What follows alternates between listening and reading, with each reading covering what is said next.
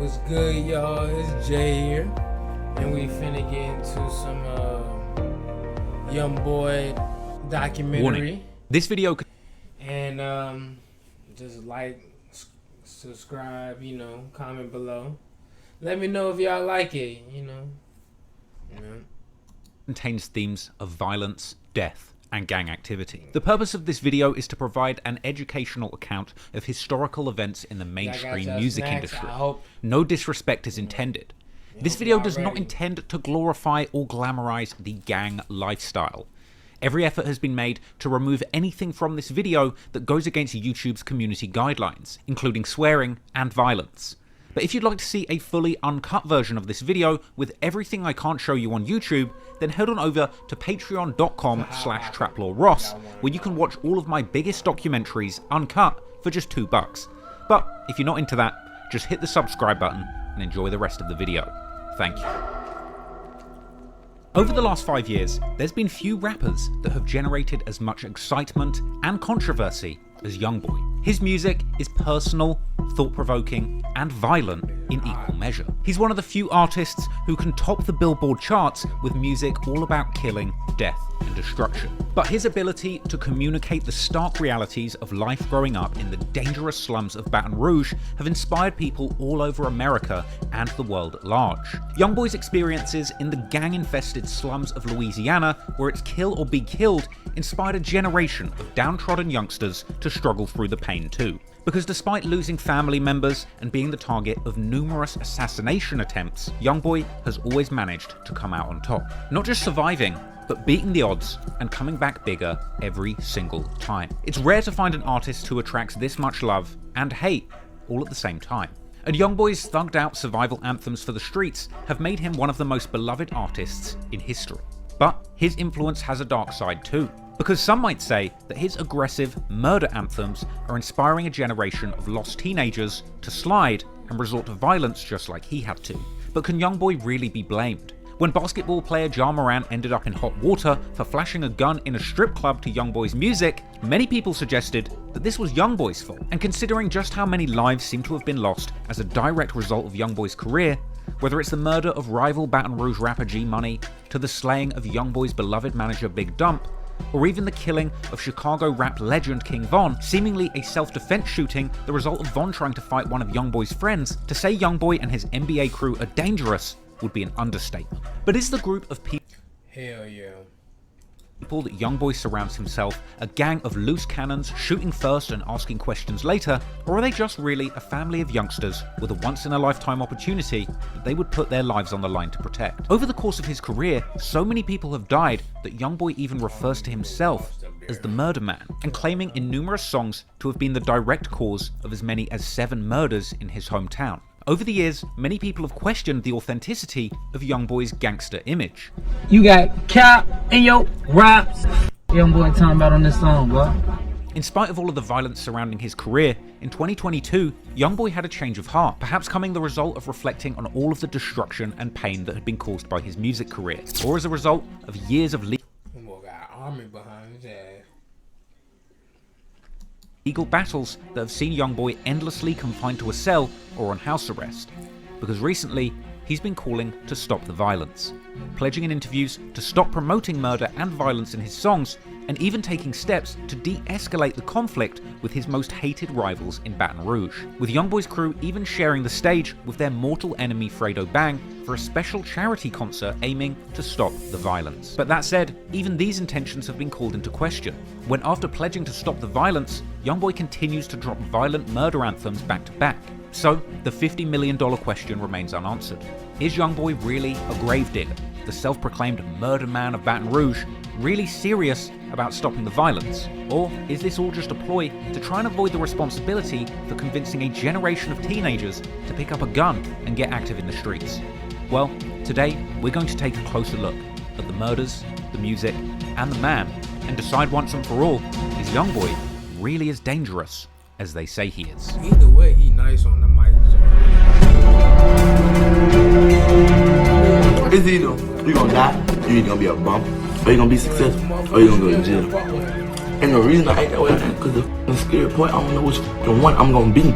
But I ain't dumb though. You hear me? And the people who play that role, to y'all, them just know I ain't dumb. The people who really know me, they know I ain't dumb. You hear me? How the f I came this far? You think I came this far by being dumb? Come on, man.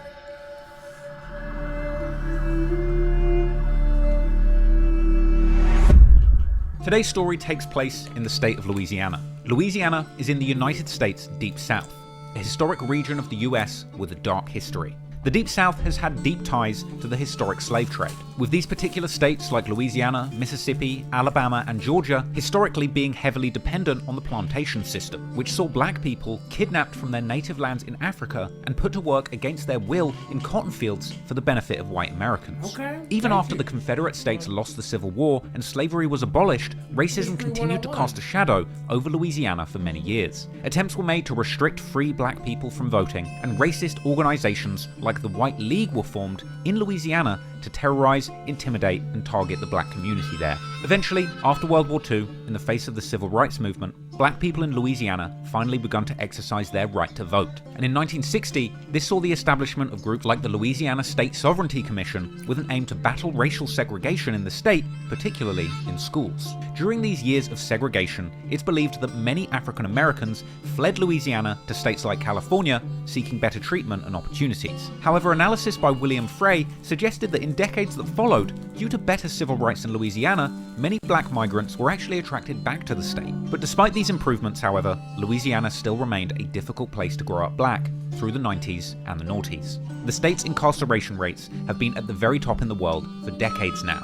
and although black people are a minority in the state of Louisiana, the majority of the population in correctional facilities have... I ain't gonna lie, what's that nigga, Hitman Harlem? He always talk about that shit. He always be saying something about, well, yeah, you know where I'm from? been black.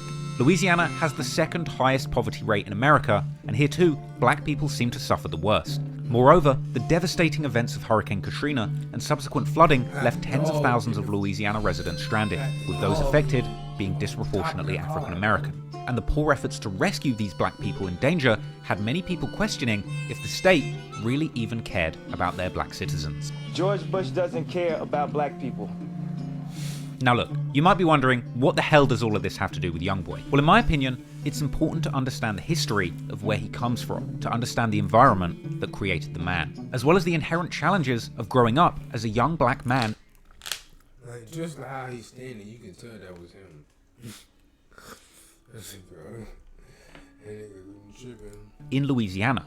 But that said, there's also plenty of positive influences stemming from Youngboy's Louisiana upbringing. Despite the state's difficult history when it comes to slavery and civil rights, over the years, the state's multiculturalism would become an asset, spawning creative and artistic communities. Louisiana has a long and rich history when it comes to music. In the early 1800s, the influx of enslaved Africans brought with them a diverse array of musical traditions and talents. Musical traditions which merged with the existing French, Spanish, and Native American influences in Louisiana. The fusion of these diverse cultural elements led to the birth of unique musical styles such as Creole music and jazz. And then, during the Civil War, music would play a significant role in both the North and the South. In Louisiana, Confederate songs and abolitionist tunes were composed, reflecting the region's divided sentiments on the issue. Some people wanted slavery to end, and their ops wanted it to continue.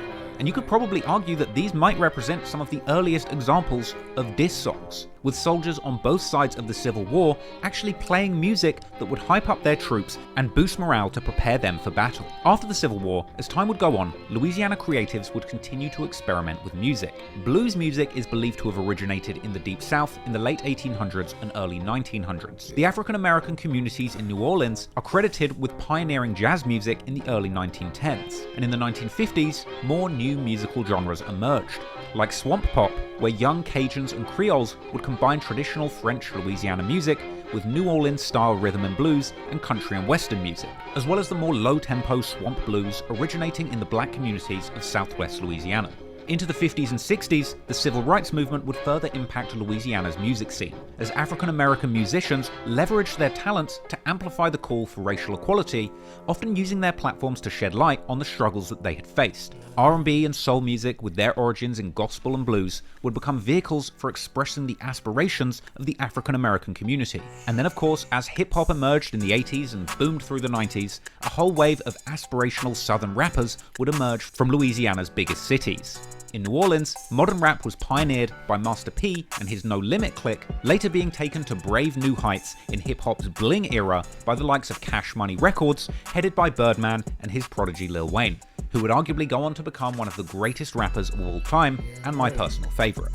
And while the flashy antics of bling rappers might come across to some as tasteless, others would be inspired by these emerging black role models who were showing the world through artistry that a persecuted black man in the Deep South could become a multi-millionaire and build generational wealth off the back of sharing their lived experience through music. Now, things still aren't perfect, but the success of rap music in the Deep South represents a triumph over repression to me. And I'm telling you all of this because all of this history is very important context. Because the social circumstances that persisted in Louisiana over hundreds of years all led up to a single moment in time, where the perfect circumstances existed to create one of the modern day's most exciting and controversial music artists. People in Louisiana have been using their music to express their pain and tell their perspective on life for hundreds of years.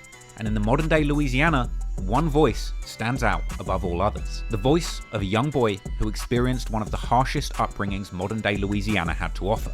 And that young boy was able to put all of his pain, trauma, and triumphs into his music. Modern day music that is still unmistakably Southern. So, now you know the city, let's take a closer look at that young boy, Youngboy. Youngboy was born Kentrell Deshaun Gordon in 1999.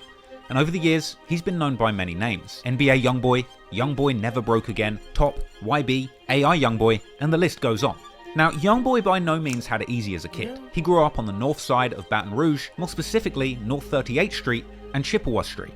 This led to another nickname that appears frequently in Youngboy's songs and albums, 38 Baby. In fact, Youngboy's legendary lyrics about 38th and Chippewa, where he grew up, has even attracted superfans who would film themselves driving down the very streets that Youngboy would play on as a child. But life on 38th Street was not kind to a young Youngboy. His father, Jeffrey Staden, wasn't in his life growing up, as he had apparently been sentenced to 55 years in jail when Youngboy was just 8 years old. This monster sentence was punishment for the armed robbery of a Baton Rouge convenience store on December 1st, 2009. Youngboy's father, along with 3 other men, one of whom was his brother Dallas, had apparently robbed Albie's convenience store on North Sherwood Forest. The robbery got ugly, and Youngboy's father shot a store clerk in the leg during this altercation. This would earn him charges of armed robbery and attempted first-degree murder. He would plead not guilty, and after a jury trial, the state would find him guilty as charged on 2 counts, getting himself 10 years for the robbery and 50 years for the attempted murder.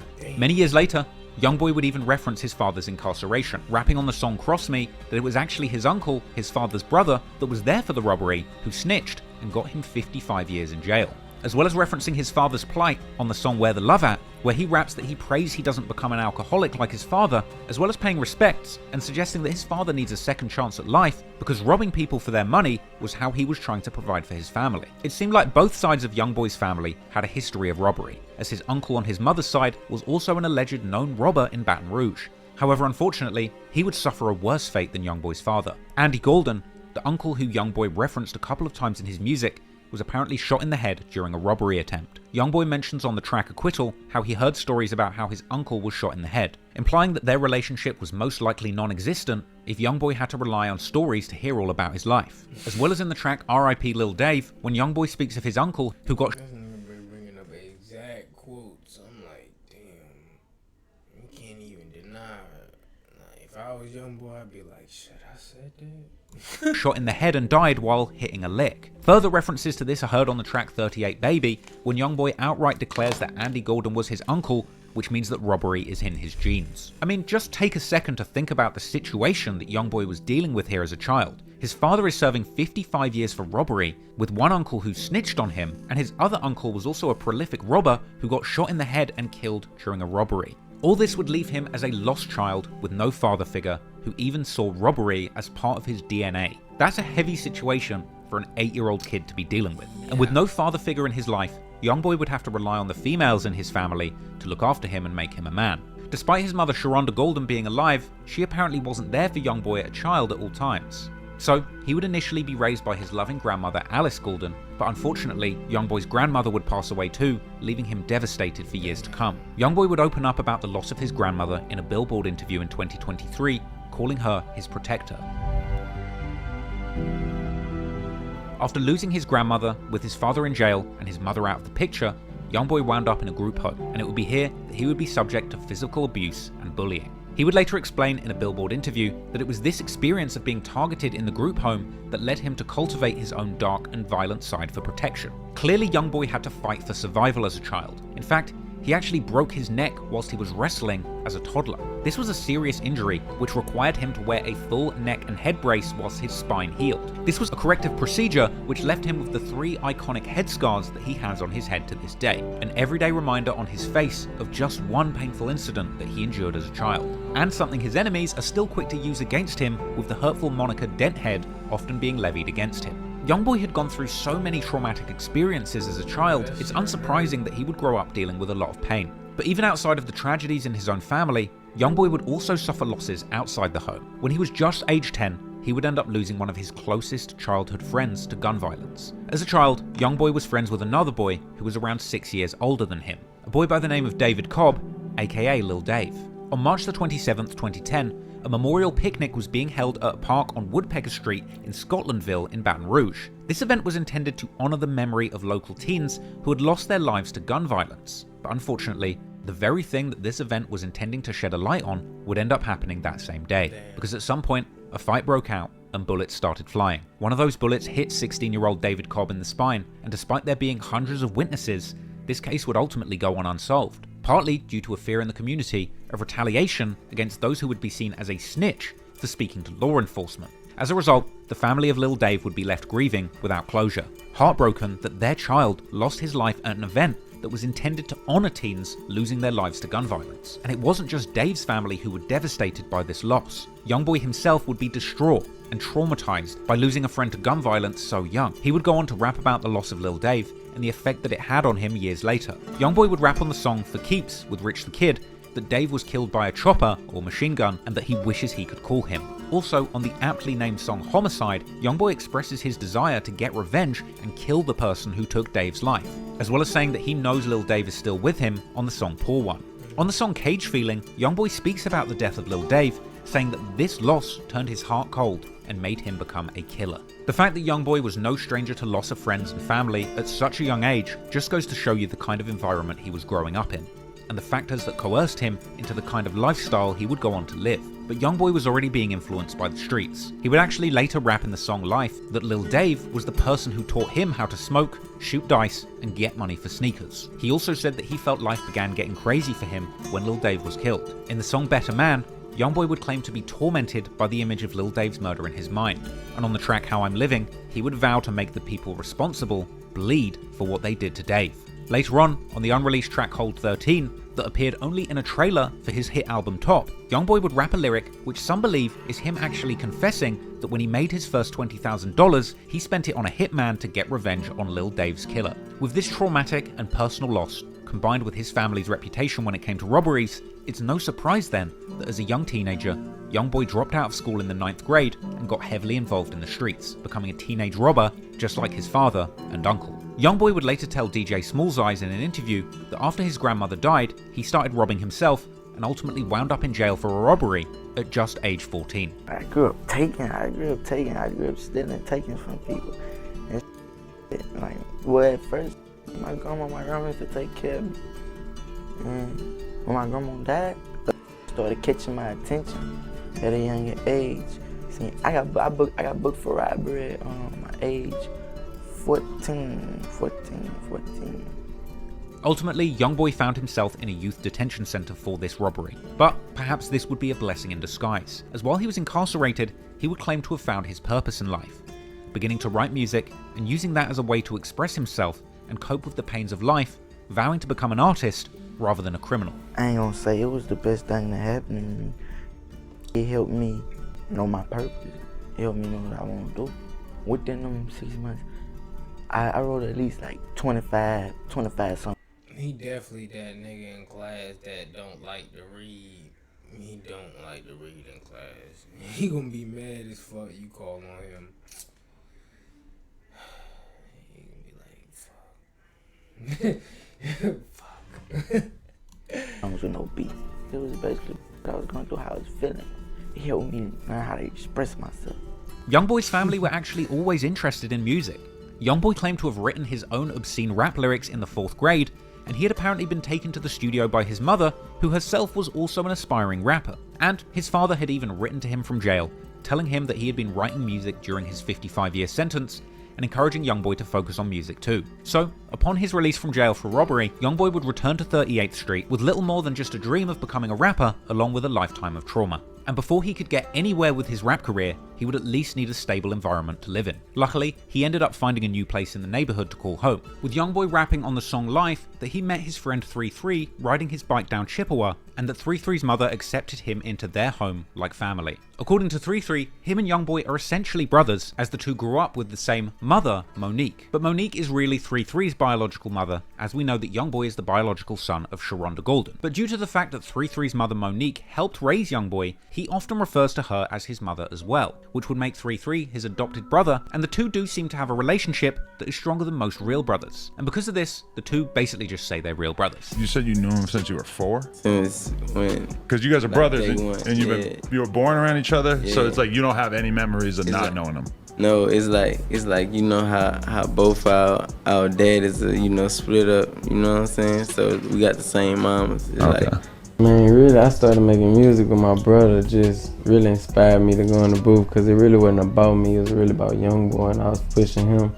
And one day he just told me, man, look, come do this with me. And he pushed me to go in the booth, and I just took a liking into it, and that's where it really started from. So, shout out YB. Meanwhile, Youngboy's relationship with his own biological mother Sharonda was up and down during his childhood. Years down the line, he would open up about this on the song Lonely Child from his October 2019 project AI Youngboy 2, when he says that even though he called 33's mother Monique his adopted mother, he still needs Sharonda in his life. Perhaps due to the lack of a real father figure growing up, meant that he had to rely on both of his mothers for emotional and mental support. But anyway, after getting out of juvenile and finding a new safe space to call home, Youngboy's new spiritual brother 33 would be supportive of his aspirations as a rapper, and together this brotherly duo would get back to finessing on the streets to pay for studio time, eventually with Youngboy getting enough recording time in to produce a full-length musical project. And by April the 10th, 2015, Youngboy had released his first ever mixtape, Life Before Fame. This tape featured tracks like Homicide and Range Rover, which showed a 15-year-old Youngboy truly had the skills to pay the bills early on. The album begins with an intro where Youngboy mentions an affiliate of his named D-Dog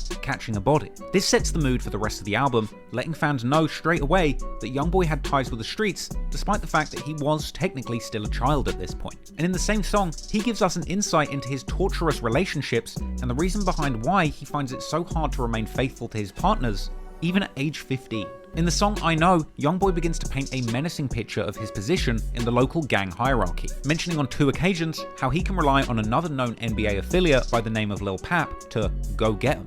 A brash statement which shows that even at age 15, Youngboy was really in the streets, with people around him that he could send to do dirty work. Youngboy would also share his experience with Get Back and Vengeance in this project. On the track Deal With It, he talks about how revenge was exacted on the person who killed his uncle, saying that they spotted the person who killed his uncle and that Youngboy witnessed somebody put that person in a casket, and going on to say that the deceased man's brother is now after him. This is an important lyric, as it shows that even back when he was just 15 years old, people were dying around Youngboy, being killed, and he was becoming a target himself, despite not being directly responsible for the violence that had played out. Elsewhere on this song, Youngboy pledges his allegiance to a group called TBG, or Top Boy Gorilla. This is the first crew or record label that Youngboy aligned himself with when he became a rapper, though unfortunately, as is often the case in the streets, over time, as Youngboy's star rose, tension would brew between the members of TBG, arguing over who the next big rapper from the group would be. And eventually, what begun as a partnership would devolve into a deadly beef, with members of TBG picking their sides, and the feud escalating into an all-out gang war, with people being murdered on both sides, and years of heartbreak playing out on the streets and in the music. When Youngboy left juvenile detention, inspired to become a rapper rather than a robber, it wouldn't take long for others to see the potential that this teenage rap prodigy had. From here, a group of people from his neighborhood with ties to the music industry as well as the streets would begin to take him under their wing. Youngboy's first mixtape, Life Before Fame, was actually released under the banner of TBG, with Youngboy and 33 being seen in throwback pictures rocking TBG merch. TBG stands for Top Boy Gorilla, a crew with a storied history in the wild and dangerous streets of Baton Rouge, Louisiana. TBG was supposedly started by deceased Louisiana native and affiliate of rap veteran Boosie, Little Ivy Smith. He would turn out to be the uncle of future TBG rap prospect Lit Yoshi, but more on him later. Now, Lil Ivy was sadly killed in an unsolved triple homicide back in 2005. However, at this early stage in the game, Youngboy was nothing more than a promising young prospect to these Baton Rouge rap OGs. The older members of TBG were looking to find the next up-and-coming rap rookie who could potentially be the next homegrown rap star to come out of Baton Rouge. And at the time, the real crown jewels of the TBG squad were a couple of rappers known as G Money and Fredo Bang, who around the time were picking up steam with their song iPhone 6 alongside Boulevard Mel and YMM Captain. You can tell that Youngboy was truly close with the TBG crew at this point because Youngboy even appeared in the background of the iPhone 6 music video, at one point handing a Gucci bag to Fredo Bang, a moment that would honestly be inconceivable in what would later become a deadly and bitter beef. As the story goes, the TBG crew had ties to Baton Rouge's criminal underworld, and rappers and affiliates of the TBG crew were still involved in the local drug trade. Unfortunately, soon some of this street beef would end up souring things on the music side, because the TBG crew supposedly had a beef going with another Baton Rouge crew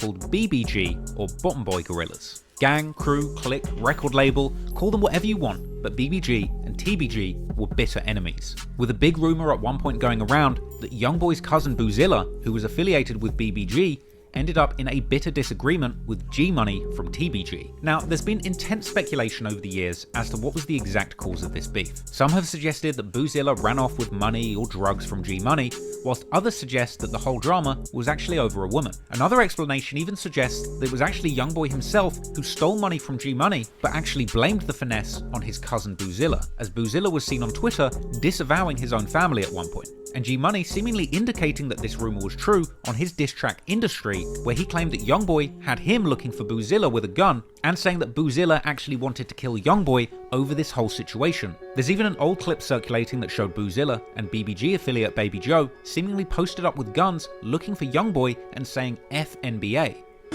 NBA. Yeah, pull up. What up, Baby Joe? Pull that bitch up.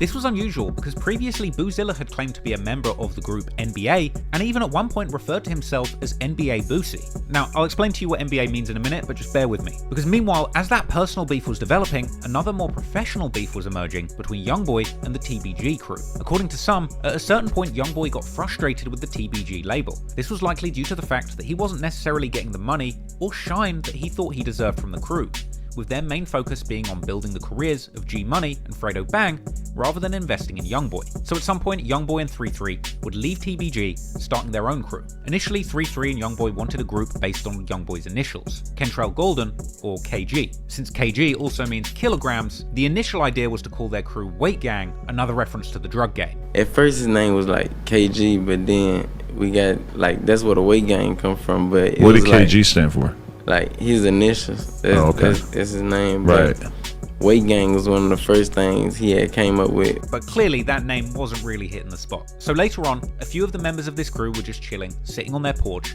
when Youngboy apparently vowed that he was not trying to go broke no more, to which other members of the crew agreed the same thing, with this pledge giving the crew inspiration to name themselves Never Broke Again, or NBA. Like when we was on the porch one day, it was like, we ain't trying to go broke no more, and then he was like, I ain't trying to go broke neither, so we never broke again. Like, you know what I'm saying? From day one, that's where NBA started from. Like, so the NBA crew was born, naturally taking some inspiration from the National Basketball Association. They would even make their logo the Jumpman, the iconic logo affiliated with basketball legend Michael Jordan dunking a basketball, but for Never Broke Again, their version would be a man jumping up in the air holding a pistol. Youngboy's NBA crew wanted to go from pistol-toting stick-up kids to music industry heavy hitters being paid as much as professional basketball players. Now, whether or not you like the name, there was no denying that the meaning behind it was powerful, and together, the Never Broke Again crew rallied around Youngboy, vowing to do whatever it took to take him to the top, and make sure that they as a group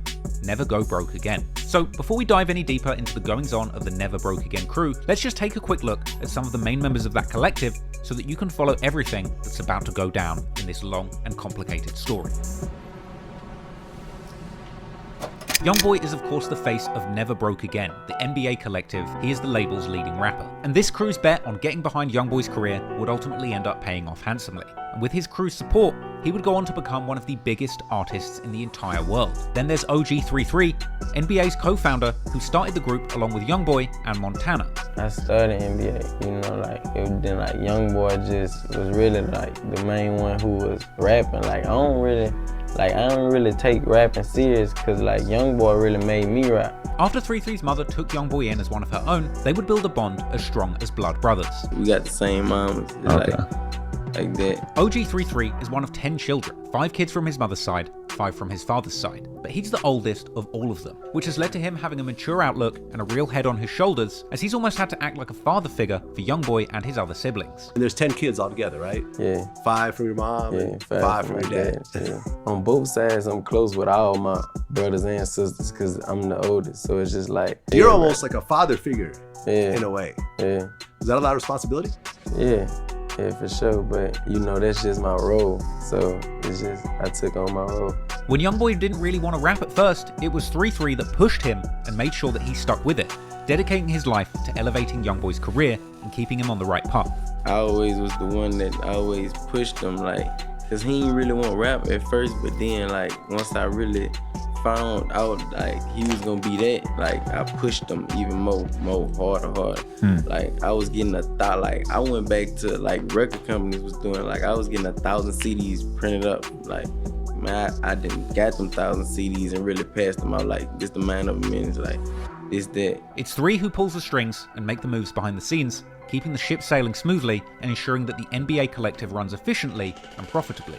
He apparently would manage the business side of things, sometimes writing contracts or putting shows together. I was more on the business and management, writing contracts and putting shows together for him. When we first started off, I was doing really everything, And Youngboy apparently even inspired OG3 to start making his own music, because before, 3 was just mainly focused on pushing Youngboy's career. If it wasn't for YB walking me into the booth, I wouldn't even be in the music because I was just mainly pushing him. It wasn't even about me. Now, 33 does enjoy rapping, but he's also a self-proclaimed CEO, and business is apparently where his passion lies. My main focus, it wouldn't be a career. I wouldn't choose rap as a career because I am a CEO and I love my position. But 3 has also gained a cult following of his own from being the head honcho of the NBA crew. And considering the dark reputation that has followed Youngboy over the many deadly years of his career, this has led to many internet fanboys speculating on whether OG3 is the true mastermind behind the violence playing out in Baton Rouge. With many Reddit posts circulating, constantly speculating on how many deaths that 33 might be responsible for, even sometimes referring to him as the Grim Threeper. But it's unclear if that is just straight trolling. Because in reality, OG3 has always tried to look out and take care of Youngboy and keep him on the straight and narrow, acting as the voice of reason in his life. And that's my baby brother. I always look out for him. I always take care of him. But I don't ever expect him to do nothing bad. But he don't do it intentionally. It might be on accident. But I always talk to him and enforce that we shouldn't be doing a lot of things. And he listens. So it's I always was that type of person. I always was that. Kind of like the voice of reason for when he gets a little hot-headed. You're that'll help calm him down. Because he probably listen to you and he ain't trying to listen to a lot of random people. Yeah, he ain't gonna listen to nobody. If it ain't me. Then you've got Montana. According to a Billboard article profiling Youngboy, Kyle Montana Clybourne found Youngboy's music early on YouTube, and in the absence of a father figure or any real older male role model in his family, it seems like Montana assumed a kind of father figure role for Youngboy in the early stages of his life and career, giving him guidance on how to survive the gritty streets of North Baton Rouge. In fact, in the song Lonely Child from his October 2019 project AI Youngboy 2, Youngboy admits that he has been missing his father, and as a result, he actually calls Montana his father. Montana would help co-found the Never Broke Again label along with Youngboy and 33, with interviews explaining that in the early days of NBA, Youngboy would be sleeping on an air mattress at Montana's house, at a time when Montana played the role of manager, booking agent, and financier, driving Youngboy all around the South to perform for between $500 and $1,500 a show to build his fan base in the early days. However, there's always been confusion over exactly who Youngboy's manager specifically is, and to be fair, it has changed over the years. For a period of time, Youngboy's manager was a man by the name of Big Dump. Sometimes referred to as Youngboy's manager or agent, it was Dump who was there for Youngboy during the most turbulent years of his come-up. But Dump would ultimately end up losing his life in 2018, seemingly as a direct result of the deadly street beef between these two warring Baton Rouge gang sets. But we'll go much deeper into that situation later on in the story. Another person who played a significant role on the management side is someone called Fee Banks, a Louisiana industry legend who had apparently helped Lil Wayne start Young Money and previously managed Kevin Gates. These people are the brains and administrators behind the NBA empire. And then, when it comes to the rapping side, we have a number of NBA members with a much closer proximity to the streets. Now, there's a lot of names that have been affiliated with this crew over the years, and this list is by no means a definitive list of everyone who has had something to do with NBA as a crew, so don't be offended if you got left off. But these are just some of the people who have played a major role in Youngboy's crew and who play a relevant role in today's story. I'm talking about people like NBA Ben 10. This is OG3's younger blood cousin and a day one NBA affiliate. Ben met Youngboy at 3's house, and apparently the two had a fight the first time that they met. Man, 3 first cousins, blood. Like, we used to stay together. His mom and mom used to live together, so that's how I met 3. And B, I met that day at 3 house. I met that. We had a fight the same day, you heard me? But apparently after this fight, they would share a blunt and become good friends, going on to make money and catch cases together since they were just 12 years old. We spoke the blunt, you heard me? Yeah, I became part of the NBA the same day, just like that. How old y'all was like around that time? I'd say probably finna turn 12 or 12. Ben has been a key part of the collective since day one, with a huge presence on social media, particularly Instagram, where he would give exclusive insights and snippets into the world of Never Broke Again. 10 still posts regularly on Instagram despite his original account having been taken down, and he's even seen some recent success in his own right as a rapper, with songs such as Pain and Walking Dead amassing over 1 million views each. But he's also a loose cannon, and not somebody to be messed with. He was seen on IG Live with Youngboy, Baby Joe, and other NBA members playing with guns, with Ben 10 letting off shots on IG Live, causing Baby Joe to duck for cover. BBG Baby Joe is another one of Youngboy's cousins, who despite his young age, has lived through a lot, including a bullet to the face. You know, you guys were on the freeway. I think it was you and 2 friends, and a car opened fire on you guys. We were leaving Walmart. Everybody went and got some cake and ice cream for my baby for his birthday. When I walk out Walmart, I see this shit. And then I ain't get shot on the interstate. I don't know where people get their information from. I was trying to was at the light, and then it just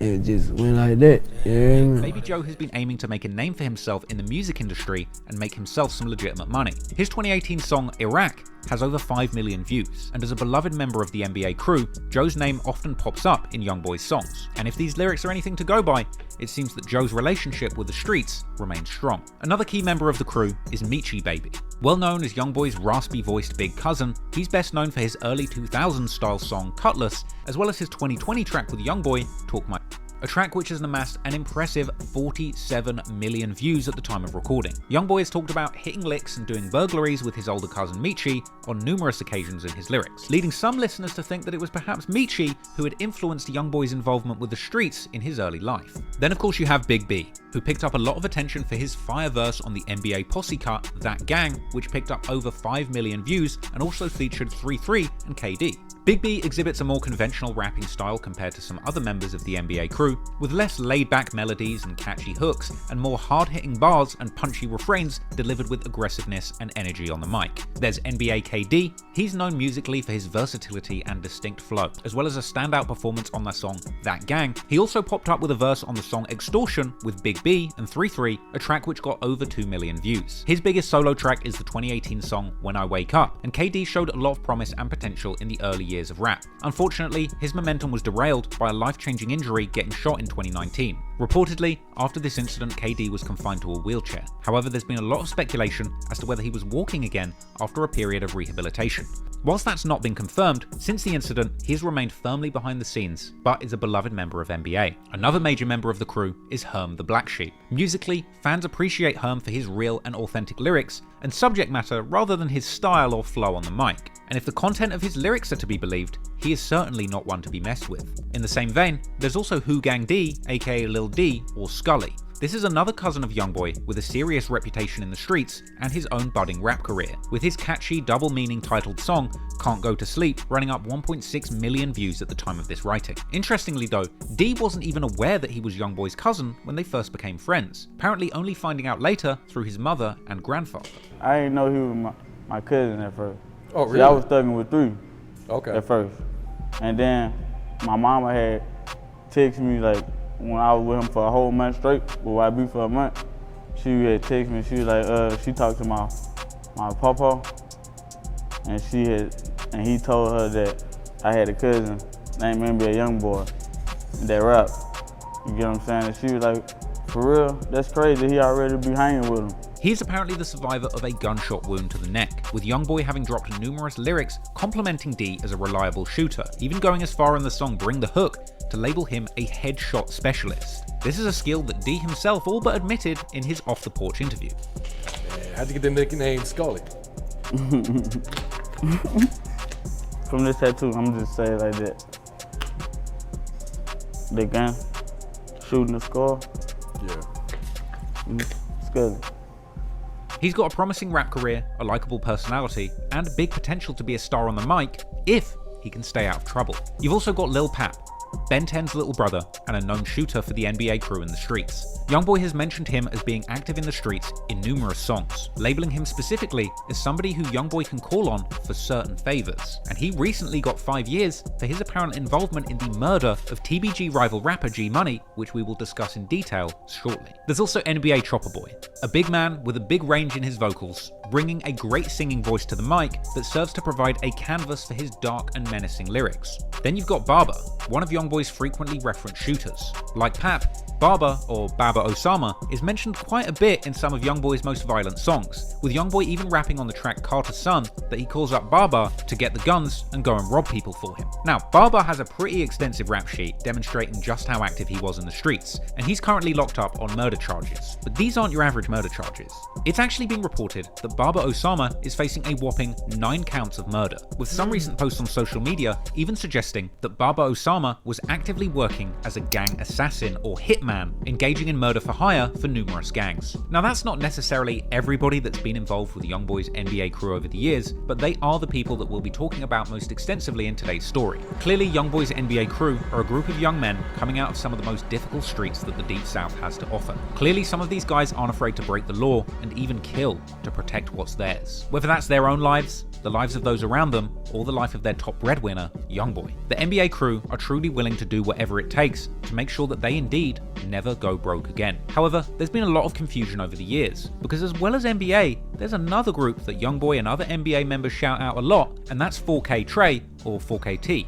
It would appear that while Youngboy started his record label in the name NBA, or Never Broke Again, his affiliations to actual gangs in the streets of Baton Rouge goes by another name. Youngboy has dropped numerous lyrics where he claims to be a member of the gang 4K Trey, who sometimes refer to themselves as Slimes. He's also made numerous references to being in America's infamous Blood Gang. Now, slime is a decades-old term that has been associated over the years with Blood Gang members. This term was initially brought to the public's attention by Blood rapper Vado, who released numerous projects that would reference slime, with the usage of the Blood slang slime and slat being popularized in mainstream modern rap music by Atlanta Blood rapper Young Thug, who is currently incarcerated awaiting trial for gang-affiliated charges. Now, this slime ideology essentially sees Blood members identifying under the colour green rather than the traditional red bandana that Blood members are known to wear. And as Youngboy got further into the music industry, he would seemingly build close relationships with other rappers who were known to affiliate with the Blood Gang or identified as Slime. People like Birdman, 21 Savage, and Young Thug himself. And as the years went by, Youngboy would increasingly use his lyrics and music videos to shout out his affiliations to 4K Trey, the Blood Gang, or Slimes, even naming his Never Broke Again label compilation album Green Flag Activity, along with him and his crew frequently being seen in public with nothing but slime green bandanas and blue clothing. They would also sometimes refer to each other as Fours for 4K Trey. However, for the specific explanation of the gang's name 4K Trey, this has been a mystery that has sparked debate amongst NBA fans for years. One popular theory is that it simply means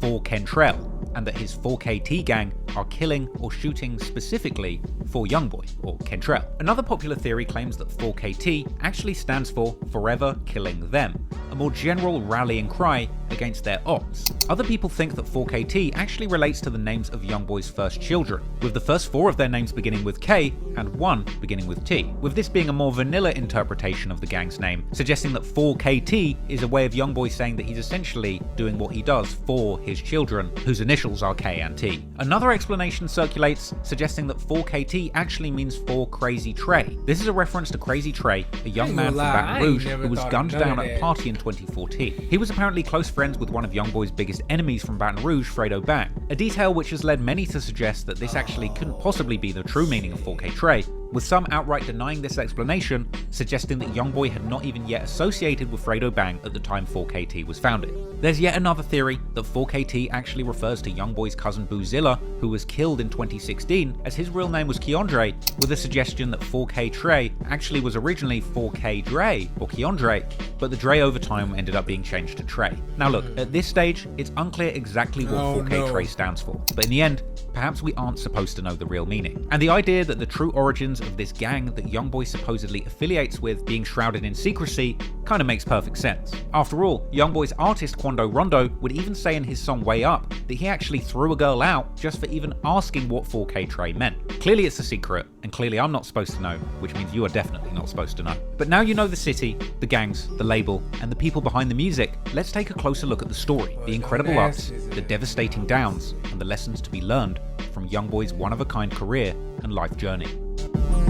After falling out with his old label and crew, TBG or Top Boy Gorillas, Youngboy and his brother from another mother, OG3, would start their new crew, NBA, vowing to make it in the rap game and never go broke again. From day one, that's where NBA started from, like, me and him sitting on that porch, like, really saying we wasn't trying to go broke no more. The formation of his new NBA crew was announced with a bang when Youngboy dropped his earliest surviving music video, the aptly titled NBA, on his own YouTube channel. That video saw Youngboy and 3-3 surrounded by their NBA muscle all around 38th Street with all type of firearms. And the song itself came with lyrics where Youngboy shouted out his shooter, NBA Pap, rapping that he sends Pap to go and hit people up, as well as shouting out another shooter as NBA Connor with the Mac 11, going on to describe his NBA shooters as being as proficient with firearms as Navy SEALs. He would also rap about the cops and his ops in the city trying to hunt him down, and naming NBA outright as the gang that he represents. Youngboy's first ever mixtape, Life Before Fame, was launched under the TBG banner, the label Top Boy Gorillas, with their logo visible on the bottom left of the cover art. But by December 1st, 2015, Youngboy was going at it alone under his new NBA banner, with a fresh mixtape, Mind of a Menace, being released fully independently and presented under the banner of his own NBA crew. And it would appear that Youngboy and NBA were using this project as an opportunity to drop sneak disses and disrespect towards their former crew TBG. On the project, he would drop several lines that were directed towards TBG, suggesting that they envied him and that he wasn't willing to work under somebody else's administration. Youngboy was beginning to build momentum independently of his former crew, and he'd keep his foot on the gas into 2016, following up his second mixtape with Speed. On April the 1st, 2016, only 4 months after Mind of a Menace dropped, Youngboy blessed his budding fanbase with a sequel, Mind of a Menace 2, and on this project, he continued to drop shade on his former crew TBG. In the intro for this tape, he suggests that they didn't live up to their promises and says that he's ready to go to war with his former allies. Then in the song A Lot of Miles, Youngboy explains that rather than switching on TBG like some say he did, he actually claims to have just gotten smarter and that he hasn't really changed at all, perhaps indicating that he felt he got smart to what was going on and realised that his career would benefit more as a free agent. Youngboy would seemingly indicate his team's readiness to go to war with their former crew, on the track Fact, rapping that he's riding around with Pap, OG3, and guns, looking for their ops and aiming to make their guns go boom when they see them. Around this time, it seems clear that Youngboy formed his winning strategy of flooding the internet with music through frequent mixtape releases. Less than 3 months after Mind of a Menace 2, Youngboy would drop yet another mixtape, Before I Go, which was released on June the 27th, 2016. And on this project, Youngboy would begin to drop hints alluding to the ongoing beef with G Money, the star rapper of his former crew TBG, Top Boy Gorillas. Youngboy would also be shooting more threats to his former crew on the song Change, saying Youngboy not TBG, and if someone plays, he's gonna get it. And another lyric on the song Change seemed to acknowledge a rumour that G Money had actually hooked up with Youngboy's sister, with Youngboy saying he won't speak on sleeping with my sister, something that perhaps wasn't public knowledge at the time of this song's release. But around a year later, G Money would openly admit and kind of brag about hooking up with Youngboy's sister in a Say Cheese interview. He mad about his sister too though. About his sister? Yeah, I had a long time ago. Oh, okay. The beef between Youngboy and G Money would be further complicated by Youngboy's cousin Boozilla. Boozilla repped BBG, or Bottom Boy Gorillas. They were the main rivals of TBG until Youngboy started his NBA crew. Story goes that G Money from TBG was beefing with Boozilla from BBG over some stolen drugs. Drugs which some believe Youngboy himself may have actually stolen, blaming Boozilla. This theory is based on lyrics G Money rapped on his song Industry, where he claimed Youngboy's own cousin wanted to kill him. So, on July the 16th, 2016, Youngboy's cousin Boozilla drops the song Forgive Me, where he's dissing TBG and repping BBG. He wears a BBG t-shirt in the video, and he shouts out the Bottom Boys as his crew.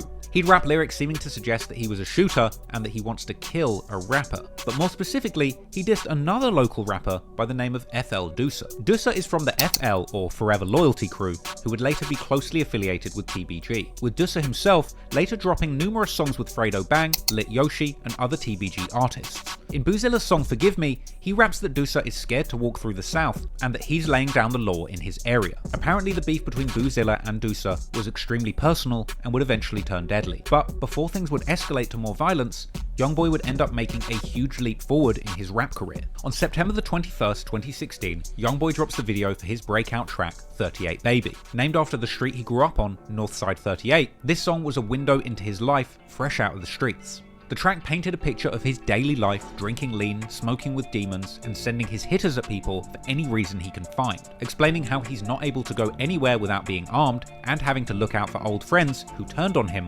over envy. Frankly, this song described a lot of pressure for a 16-year-old kid to be dealing with at the time. In the track, he also seemed to drop shade on G Money and TBG, denying their claims that they blew him up as a rapper and claiming that they just don't like the fact that he's now blowing up faster than them. The music video for 38 Baby saw Youngboy and his friends toting plenty of firearms, and many people were taken aback by seeing somebody so young surrounded by so much danger and communicating the stark reality of their life so clearly over a catchy beat. Hell, footage would later even circulate showing that Youngboy actually recorded many of the songs from around this period with an actual AK-47 on him in the recording booth. This 16-year-old Youngboy was living a life truly beyond his years, and this spectacle would attract the attention of many more fans and music industry players. The song 38 Baby and its music video has garnered over 100 million views on YouTube to this day, and the song itself was followed by a full mixtape also titled 38 Baby, which dropped on October the 28th, 2016.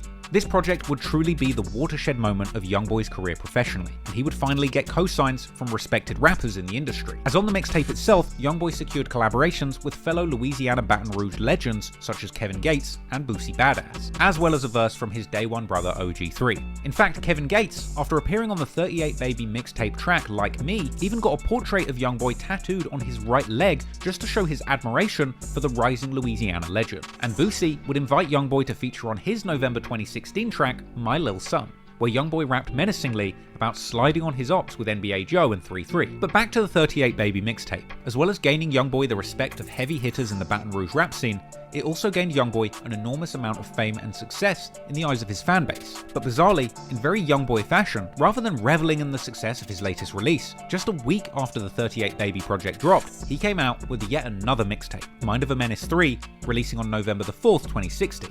This time, coming with yet another major industry cosign, a remix of his song Murder featuring Atlanta blood rapper 21 Savage, a remix which also dropped with a music video the very same day. Youngboy even later claimed that he became a member of 21 Savage's set of the Blood Gang, 4L, and they seemingly fostered a close relationship, something which would unfortunately deteriorate years later. But regardless, at this point Youngboy seemingly had fully muscled his way into the music industry, and it would be these major moves that would have Youngboy's name ringing not just in the streets, but also in the corner offices of record labels. At a certain point in 2016, he started working with super manager Fee Banks, a Louisiana industry legend who had apparently helped Lil Wayne start Young Money and previously managed Kevin Gates. Fee would begin to advocate on behalf of Youngboy in the music industry, ultimately putting him in the position to field multi-million-dollar offers from major record labels. So at this point, Youngboy was seemingly set. He had survived the dangerous streets of Northside 38, escaping the trenches with his life, and escaping the clutches of his former crew TBG as a free agent able to take his career wherever he wanted without hindrance. The problem is, Sometimes you can rise to the top so fast that it hurts. And unfortunately for Youngboy, troubling legal issues seem to arrive just as quickly as the money and fame did. And unfortunately, due to the brewing troubles in the streets between his former crew and his extended family, Youngboy would end up being placed in a difficult position, ultimately catching a serious case that had the potential to put a complete stop to his promising career just as it was getting started. Alright, y'all. Stop it here for right now. But we're gonna come back to it. Make sure y'all like, subscribe, and let me know what y'all like, you know. And then I'll see you guys later.